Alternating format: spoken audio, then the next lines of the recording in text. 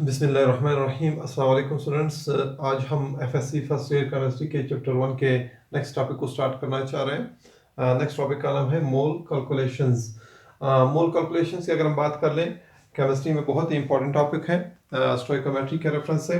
अगर इस टॉपिक की बात कर लें तो मोल कैलकुलेशन में हम क्या कैलकुलेट करेंगे। मोल कैलकुलेशन हम कहते हैं क्या इंक्लूड करते हैं, मोल कैलकुलेशन में क्या इंक्लूड करते हैं। मोल कैलकुलेशन में हम नंबर ऑफ मोल्स को कैलकुलेट करते हैं, मास इन ग्राम्स कैलकुलेट करते हैं, नंबर ऑफ पार्टिकल्स को कैलकुलेट करते हैं और इसी तरह वॉल्यूम को डीएमक्यू में कैलकुलेट करते हैं। अगर मोल कैलकुलेशन की जनरली हम बात कर लें इस टॉपिक में, अगर इस टॉपिक की बात कर लें तो यहाँ पे हम फर्स्ट में प्रायोरिटी में पहले नंबर ऑफ मोल्स को कैलकुलेट करेंगे, फिर इसके बाद किसी भी सब्सटेंस की मास को कैलकुलेट करेंगे, फिर इसके बाद उसके नंबर ऑफ पार्टिकल्स को कैलकुलेट करेंगे, फिर इसके बाद उसकी वॉल्यूम को डीएमक्यू में स्पेशली कैलकुलेट करेंगे। मोल कैलकुलेशन की अगर हम फ्लो शीट की बात कर लें तो मोल कैलकुलेशन को किस तरह कैलकुलेट कर सकते हैं या मोल कैलकुलेशन क्या इंक्लूड करता है, आपको जनरल आइडिया दे रहा हूँ। अगर यहाँ से मैं दरमियान से मोल कैलकुलेशन को हटा दूँ, यहाँ पे मोल कैलकुलेशन के अराउंड मैंने मोल, मास, नंबर ऑफ पार्टिकल्स और वॉल्यूम की बात की है, ऐसे ही इसको मैं हटा रहा हूँ। तो यहाँ पे अगर हम किस चीज़ की बात कर लें, अगर हम मोल कैलकुलेशन की बात कर लें, सिंपली आपको बता रहा हूँ, यहाँ पे मैं आपको पहले बता रहा हूँ, अगर हमने नंबर ऑफ मोल्स को कैलकुलेट करना हो तो नंबर ऑफ मोल्स को किसी से कैलकुलेट कर सकते हैं। नंबर ऑफ मोल्स को कैलकुलेट कर सकते हैं गिवन मास से, गिवन नंबर ऑफ पार्टिकल्स से और गिवन वॉल्यूम से। यानी किसी भी सब्सटेंस के नंबर ऑफ मोल्स को कैलकुलेट करने के लिए आपको उसका मास का पता होना चाहिए, या तो उसके नंबर ऑफ पार्टिकल्स का पता होना चाहिए, या उसके वॉल्यूम को पता होना चाहिए। इनमें से किसी भी चीज का अगर आपको पता हो तो आप उसके नंबर ऑफ मोल्स को डायरेक्टली कैलकुलेट कर सकते हैं। सही।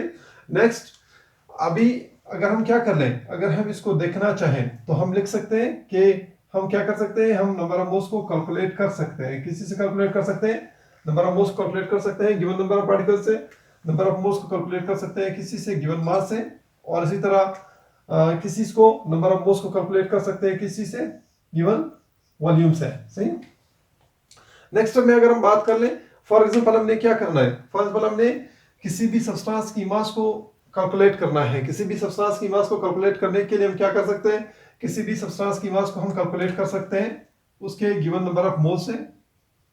किसी भी सब्सटेंस की मास को अगर हमने कैलकुलेट करना हो, क्या कैलकुलेट करना हो, अगर मास ग्राम में कैलकुलेट करना हो या मास कैलकुलेट करना हो तो किसी भी सब्सटेंस की मास को गिवन नंबर ऑफ मोल से कैलकुलेट कर सकते हैं, इसी तरह गिवन वॉल्यूम से कैलकुलेट कर सकते हैं, और इसी के साथ साथ हम कहते हैं कि गिवन नंबर ऑफ पार्टिकल से कैलकुलेट कर सकते हैं। नेक्स्ट अगर हम बात कर लें, इसी तरह अगर हमने क्या कैलकुलेट करना हो, अगर हमने वॉल्यूम कैलकुलेट करना हो, अगर क्या कैलकुलेट करना हो, अगर हमने वॉल्यूम कैलकुलेट करना हो तो किसी भी गैस का वॉल्यूम अगर हम कैलकुलेट करना चाहते हैं वॉल्यूम को कैलकुलेट करने के लिए उसी सब्सटेंस की या उसी गैस की वॉल्यूम को हम किसी से कैलकुलेट कर सकते हैं, उसी गैस का वॉल्यूम उसके गिवन नंबर ऑफ पार्टिकल से कैलकुलेट कर सकते हैं, उसी गैस का वॉल्यूम उसके गिवन नंबर ऑफ मोल से कैलकुलेट कर सकते हैं, और इसी तरह उसी गैस का वॉल्यूम जो है उसकी गिवन मास से कैलकुलेट कर सकते हैं। इसी तरह लास्ट में अगर हमने क्या करना है, अगर हमने नंबर ऑफ पार्टिकल्स कैलकुलेट करने हो, नंबर ऑफ पार्टिकल्स किसी से कैलकुलेट करना हो, नंबर ऑफ पार्टिकल्स किसी भी सब्सटेंस का कैलकुलेट करना हो तो किसी भी सब्सटेंस के नंबर ऑफ पार्टिकल्स को कैलकुलेट करने के लिए उस सब्सटेंस का number of particles given volume से कैलकुलेट कर सकते हैं, और इसी तरह गिवन वॉल्यूम के साथ साथ नंबर ऑफ पार्टिकल्स को गिवन नंबर ऑफ मोल से कैलकुलेट कर सकते हैं, और इसी के साथ किसी को नंबर ऑफ पार्टिकल्स को हम कैलकुलेट कर सकते हैं गिवन मास से। अगर यहां पे हम रिलेशनशिप देख लें तो हम कह सकते हैं कि इस फ्लो शीट को अगर हम देख लें तो एक ही क्वांटिटी को अगर हमने मेजर करना हो, मालूम करना हो, कैलकुलेट करना हो तो एक क्वांटिटी को तीन डिफरेंट किसी से कैलकुलेट कर सकते हैं। इसी तरह अगर हमने नंबर ऑफ पार्टिकल्स कैलकुलेट करना हो तो नंबर ऑफ पार्टिकल्स को इन तीनों से कैलकुलेट कर सकते हैं। अगर वॉल्यूम को कैलकुलेट करना हो तो वॉल्यूम को इन तीनों से कैलकुलेट कर सकते हैं। इसी तरह अगर मास को कैलकुलेट करना हो किसी भी सब्सटेंस का तो इन तीनों से कैलकुलेट कर सकते हैं। सही, ये इसका फ्लो शीट हुआ। अभी फर्स्ट प्रायोरिटी में हम क्या करना चाहते हैं, नंबर ऑफ मोल्स को कैलकुलेट करना चाहते हैं। Calculation the number of moles of a substance, एक सब्सटेंस के नंबर ऑफ मोल्स को कैलकुलेट करने के लिए नंबर ऑफ मोल्स को किसी से कैलकुलेट कर सकते हैं, किसी भी सब्सटेंस के नंबर ऑफ मोल्स को कैलकुलेट कर सकते हैं given mass of that substance है, given volume of that substance है, given number of particles of that substance है। फर्स्ट प्रायोरिटी में हम क्या कहेंगे, फर्स्ट प्रायोरिटी में हम देखेंगे नंबर ऑफ मोल्स को कैलकुलेट करना है किसी से, नंबर ऑफ मोल्स को कैलकुलेट करना गिवन मास से। गिवन मास से नंबर ऑफ मोल्स को किस तरह कैलकुलेट कर सकते हैं? Calculation the number of moles from given mass.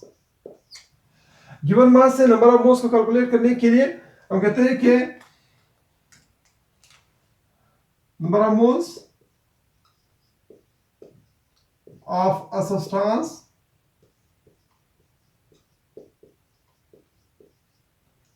Can be calculated by dividing given mass of a substance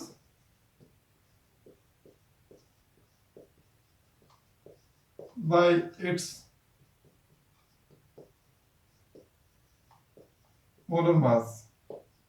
किसी भी सब्सटेंस के नंबर ऑफ मोल्स को अगर हमने कैलकुलेट करना हो किसी से, किसी भी सब्सटेंस के नंबर ऑफ मोल्स को अगर हमने कैलकुलेट करना हो गिवन मास से, तो गिवन मास को क्या करेंगे? गिवन मास को डिवाइड करेंगे किस चीज पे? उसी सब्सटेंस के मोलर मास पे। इसके लिए हम रिलेशन क्या यूज करते हैं? इसके लिए रिलेशन यूज करते हैं number of moles of a substance is equal to given mass of a substance divided by molar mass of a substance. हम क्या करते हैं? उस सब्सटेंस की गिवन मास को उसके मोलर मास पे डिवाइड करते हैं। ये रिलेशन यूज करें तो यहां पे देखें, एग्जांपल हम देख लेते हैं।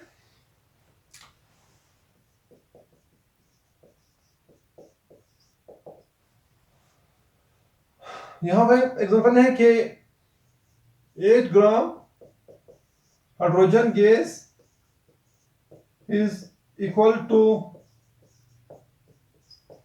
how many moles?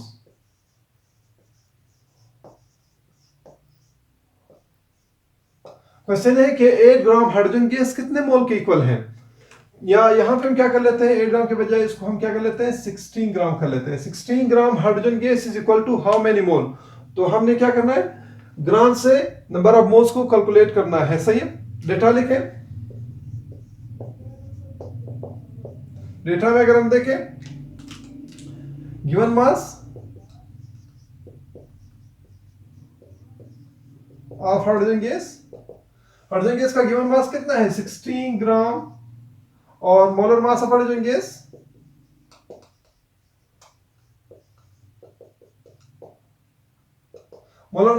गैस जो है वो हमारे पास क्या है, 2 ग्राम्स पर मोल है, जो हम पहले पढ़ चुके हैं। और हमें किस चीज का नहीं पता, number of moles of hydrogen gas का नहीं पता। हाइड्रोजन गैस के नंबर ऑफ मोल्स का नहीं पता, तो अभी हम क्या कर लेंगे, number of moles of hydrogen gas को कैलकुलेट करेंगे। सॉल्यूशन में क्या लिखेंगे?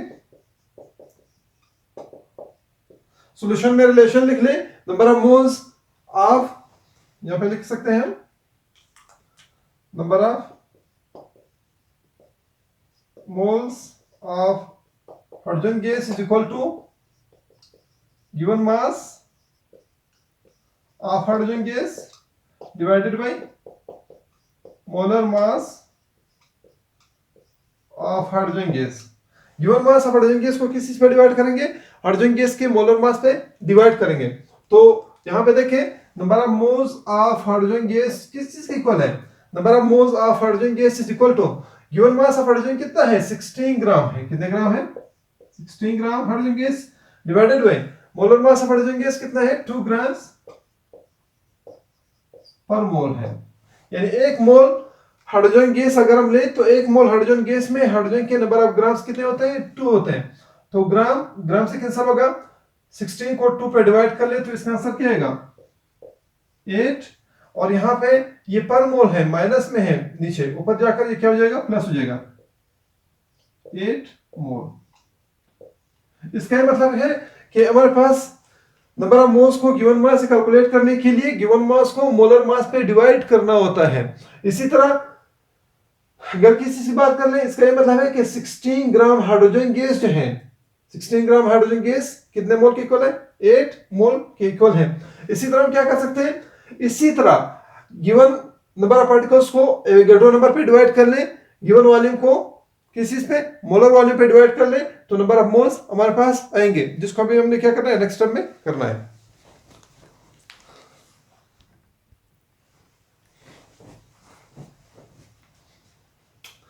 इसी तरह स्टूडेंट्स अगर किसी से बात कर लें, नंबर ऑफ मोल्स को कैलकुलेट करने के बाद, नंबर ऑफ मोल्स को हमने किसी से कैलकुलेट किया, गिवन मास से कैलकुलेट किया।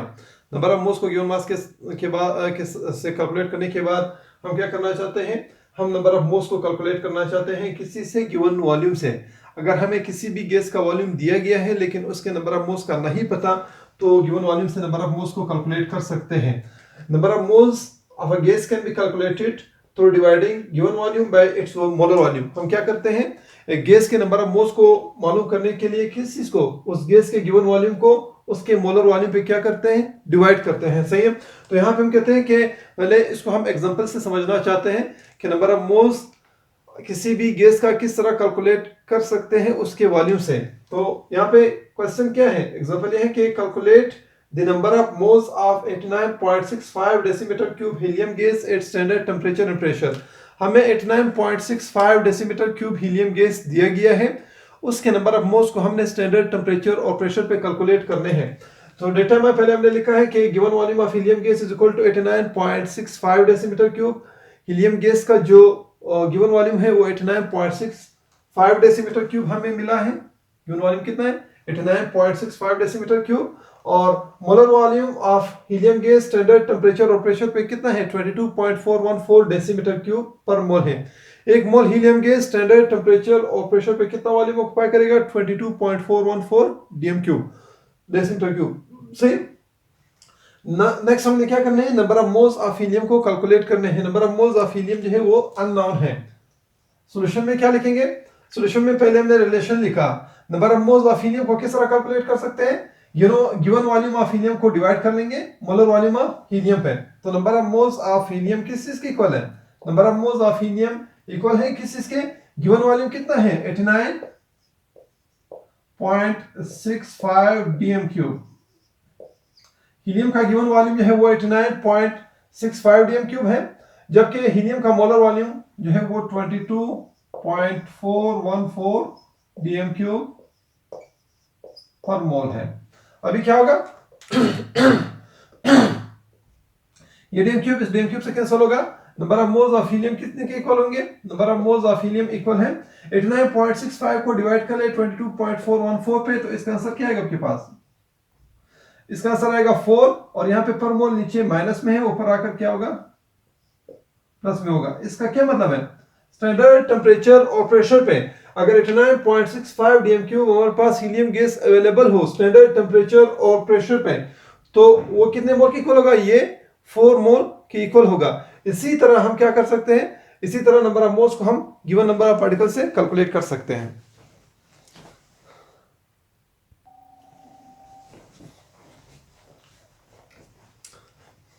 इसी तरह स्टूडेंट्स अगर हमने कैलकुलेट करना हो नंबर ऑफ मोल्स को किसी से गिवन नंबर ऑफ पार्टिकल से, अगर हमने गिवन नंबर ऑफ पार्टिकल से नंबर ऑफ मोल्स को कैलकुलेट करना हो तो हम किस तरह कैलकुलेट कर सकते हैं। हम कहते हैं कि number of moles of particles can be calculating through dividing the given number of particles by Avogadro's number. हम क्या करते हैं, गिवन नंबर ऑफ पार्टिकल्स को क्या करते हैं, एवोगैड्रो नंबर पे क्या करते हैं, डिवाइड करते हैं, या 1 मोल में जो नंबर ऑफ पार्टिकल्स उसके मौजूद होते हैं उस पे डिवाइड करते हैं। तो यहाँ पे एग्जांपल से इसको हम समझ देते हैं। Calculate the number of moles of 18.606 multiply by 10 की पावर 23 सोडियम एटम्स। एग्जांपल क्या है, एग्जांपल ये है कि अगर हमें 18.06 मल्टीप्लाई बाय 10 की पावर 23 सोडियम एटम्स मिल जाए तो ये कितने मोल के इक्वल हैं। तो हमने ये जो 18.06 मल्टीप्लाई बाय 10 की पावर 23 सोडियम हमें मिले हैं, इसको हम किस में कन्वर्ट करेंगे, इसको हम कन्वर्ट करेंगे उनके नंबर ऑफ मोल्स में। सही है। तो यहाँ पे डेटा हमें हम लिखेंगे, डेटा में जब हम लिखेंगे तो हम कहते हैं कि given number of sodium atoms is equal to 18.06 multiply by 10 की पावर 23 सोडियम एटम्स। हमें कितने एटम्स दिए गए हैं, हमें 18.06 मल्टीप्लाइड बाय 10 की पावर 23 सोडियम एटम्स दिए गए हैं। और हमारे पास number of sodium atoms in 1 mole, 1 mole sodium atoms अगर हमारे पास मौजूद हो तो उसमें नंबर ऑफ पार्टिकल्स कितने होते हैं? 1 मोल सोडियम एटम्स में सोडियम के एटम्स की तादाद 6.02 मल्टीप्लाई बाय 10 की पावर 23 होती है, जिसको हम Na के इक्वल लेते हैं। और हमने क्या फाइंड आउट करना है? हमने नंबर ऑफ मोल्स ऑफ क्या फाइंड आउट करने हैं? सोडियम एटम्स फाइंड आउट करने हैं। तो यहाँ पर रिलेशन में देखें, आगे सॉल्यूशन में देखें, सॉल्यूशन में अगर हम रिलेशन को देखें, number of moles of sodium किस चीज की इक्वल है? Number of moles of sodium जो है वो इक्वल है given number of particles of sodium divided by Avogadro's number, या 1 मोल ऑफ सोडियम में नंबर ऑफ पार्टिकल्स है। तो यहाँ पे हम कहते हैं कि number of moles of sodium atoms is equal to number of moles of sodium atoms किस चीज की इक्वल है? गिवन नंबर ऑफ पार्टिकल्स कितने हैं? गिवन नंबर ऑफ पार्टिकल्स ये है हमारे पास, गिवन नंबर ऑफ पार्टिकल्स जो है वो 18.06 मल्टीप्लाइड बाय 10 की पावर 23 सोडियम एटम्स हमारे पास मौजूद है। इसके बाद divided by given number of particles कितने हैं? गिवन नंबर ऑफ पार्टिकल्स हमारे पास ये हैं। जबकि अगर हम किस चीज की बात कर लें, एवोगैड्रोस नंबर ऑफ पार्टिकल्स की बात कर लें, तो एवोगैड्रो नंबर की वैल्यू कितनी है? 6.02 मल्टीप्लाइड बाय 10 की पावर 23 सोडियम एटम्स पर मोल। 1 मोल सोडियम में सोडियम के एटम्स की तादाद 6.02 मल्टीप्लाई बाय 10 की पावर 23 है। अभी यहाँ पे देखें हम क्या कर लेंगे, ये 10 की पावर 23 सोडियम एटम्स, ये देखें सोडियम एटम्स से कैंसिल होगा, 10 की पावर 23 इस 10 की पावर 23 से कैंसिल होगा। फिर हम क्या कर लेते हैं, 18.06 को डिवाइड कर ले 6.02 पे। जब 18.06 को 6.02 पे डिवाइड कर लेते हैं तो इसका आंसर हमारे पास क्या आएगा?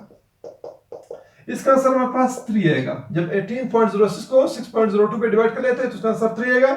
यहां पे हमारे पास क्या है? पर मोल है। पर मोल जब हम ऊपर लिखते हैं प्लस मोल में आएगा। इसका क्या मतलब है? इसका ये मतलब है कि हमें जो 18.06 मल्टीप्लाई बाय 10 की पावर 23 सोडियम एटम्स दिए गए हैं, ये कितने मोल की इक्वल है? ये 3 मोल की इक्वल है। आपने देख लिया, हमने नंबर ऑफ मोल्स को कैलकुलेट किया किसी से? गिवन मास से, गिवन वॉल्यूम से और गिवन नंबर ऑफ पार्टिकल से। हमने ऑलवेज क्या किया? गिवन मास को मोलर मास पे डिवाइड किया, गिवन नंबर ऑफ पार्टिकल्स को एवोगैड्रो नंबर ऑफ पार्टिकल्स पे डिवाइड किया, गिवन वॉल्यूम को मोलर वॉल्यूम पे डिवाइड किया। इस तरह हमने क्या कर लिए? नंबर ऑफ मोल्स को कैलकुलेट कर लिए।